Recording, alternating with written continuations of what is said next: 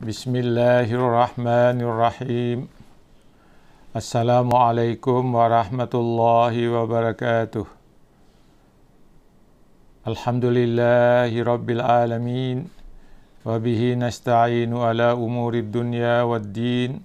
Wassalatu wassalamu ala ashrafil anbiya'i wal mursalin. Sayyidina wa maulana Muhammadin wa ala alihi wa sahbihi ajma'in. Amma ba'd.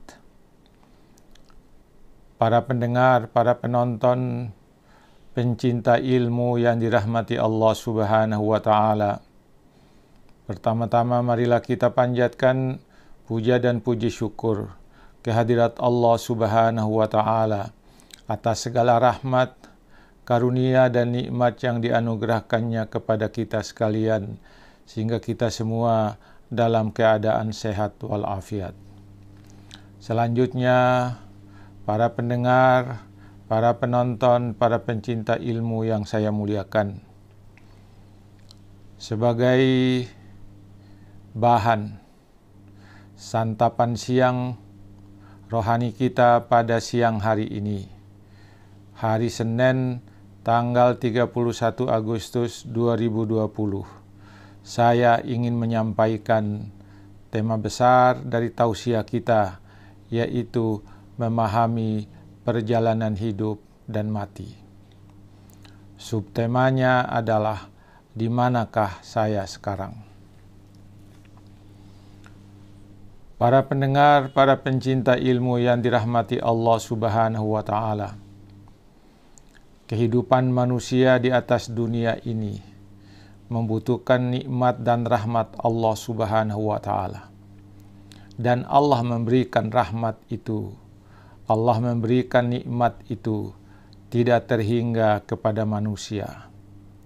Nikmat-nikmat itu tidak usah jauh-jauh dilihat, ada di dalam diri kita, ada di samping kiri kanan kita, ada di sekitar kita, ada di hadapan kita, ada di bawah kaki kita, ada di samping kiri kanan kita.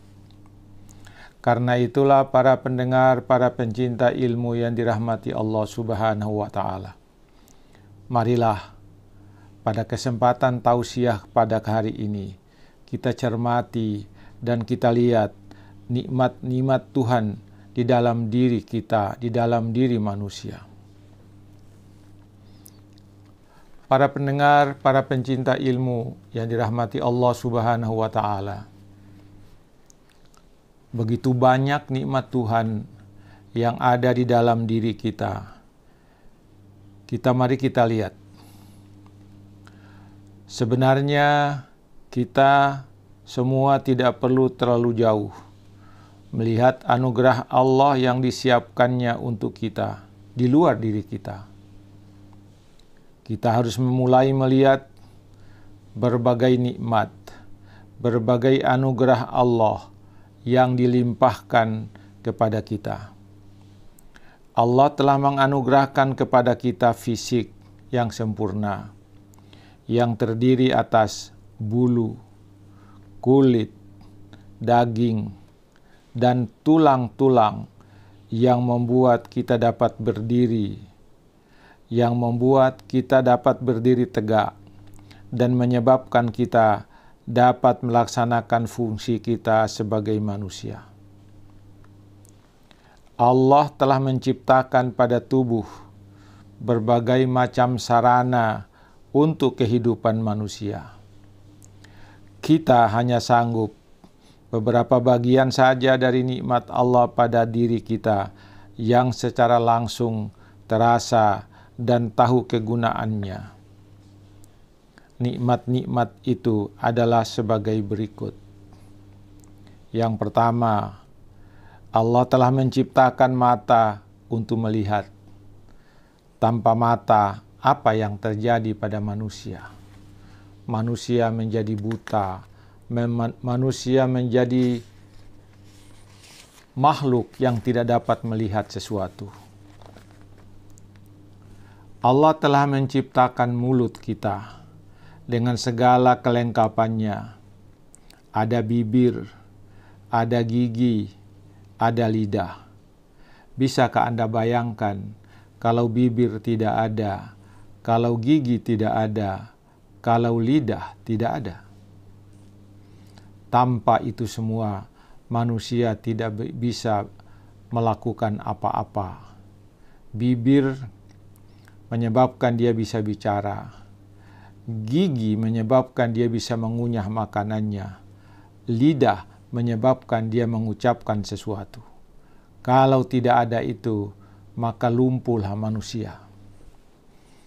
Yang ketiga adalah Allah telah menciptakan hidung dengan segala kelengkapannya. Jangan dikira di dalam hidung ada lubang hidung. Jangan sampai Anda tidak tahu bahwa lubang hidung itu diciptakan sia-sia oleh Allah. Semua punya fungsi. Bagaimana kalau kita tidak punya hidung? Mari kita renungkan semua itu.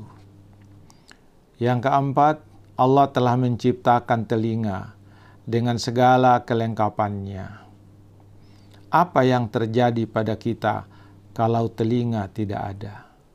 Bisa bayangkan, di luar telinga ada daun telinga, di dalam telinga ada lubang telinga, di dalam lubang telinga ada alat pendengaran. Tidak usah kita tidak punya telinga. Kalau telinga kita saja terganggu pada suatu saat, apa yang terjadi pada kita? Bagaimana kalau telinga juga itu tidak ada pada kita? Para pendengar, para pencinta ilmu yang dirahmati Allah Subhanahu wa Ta'ala, Allah telah menciptakan tangan dengan segala kelengkapannya. Tanpa tangan, apa yang terjadi pada kita?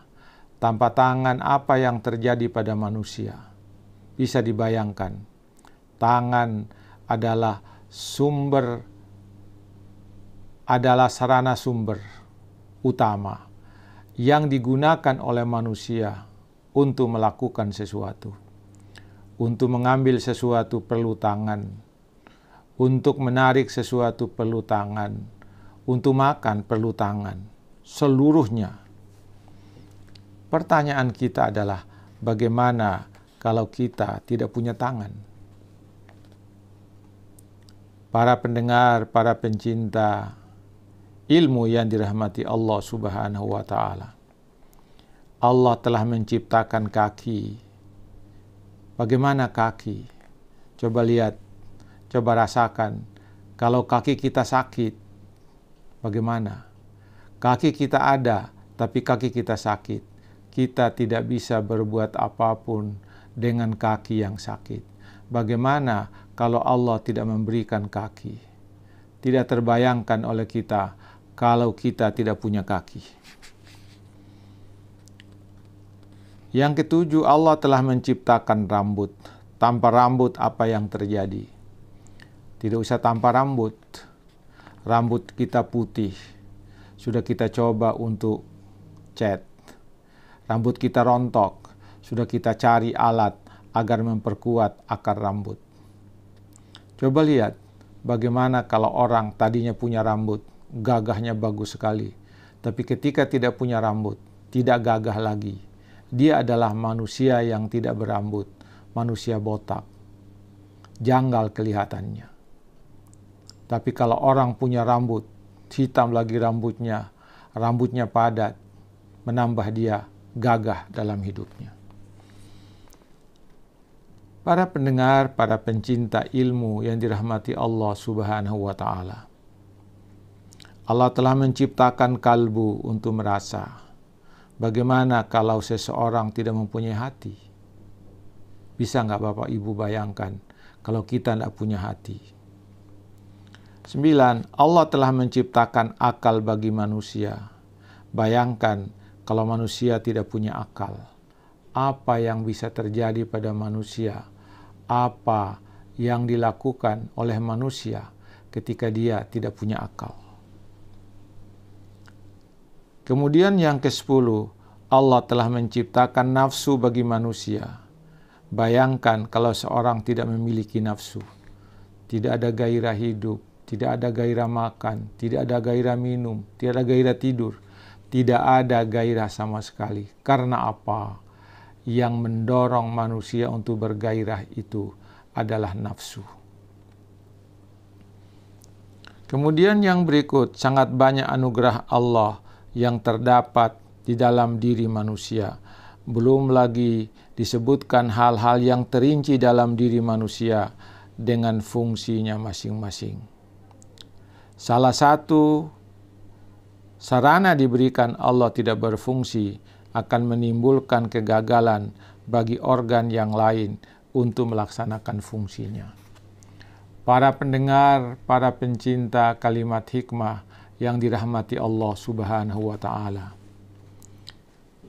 Lalu, apa sikap saya terhadap anugerah Allah itu di bumi ini?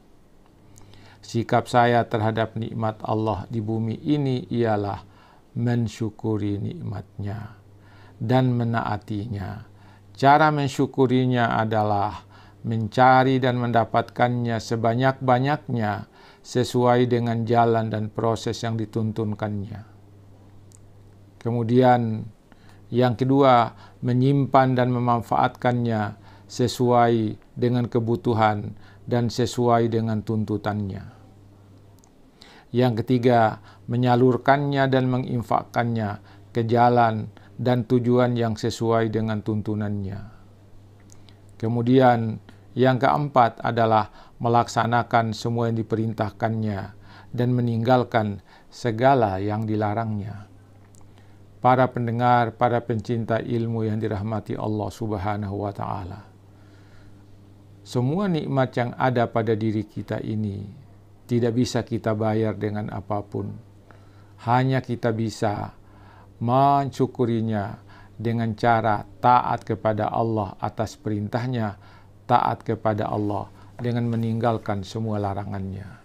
Saya kira itu para pendengar, semoga ini dapat menjadi santapan siang rohani kita pada hari ini, Senin tanggal 31 Agustus 2020. Semoga ada manfaatnya bagi kita sekalian. Lebih dan kurangnya mohon dimaafkan. Assalamualaikum warahmatullahi wabarakatuh.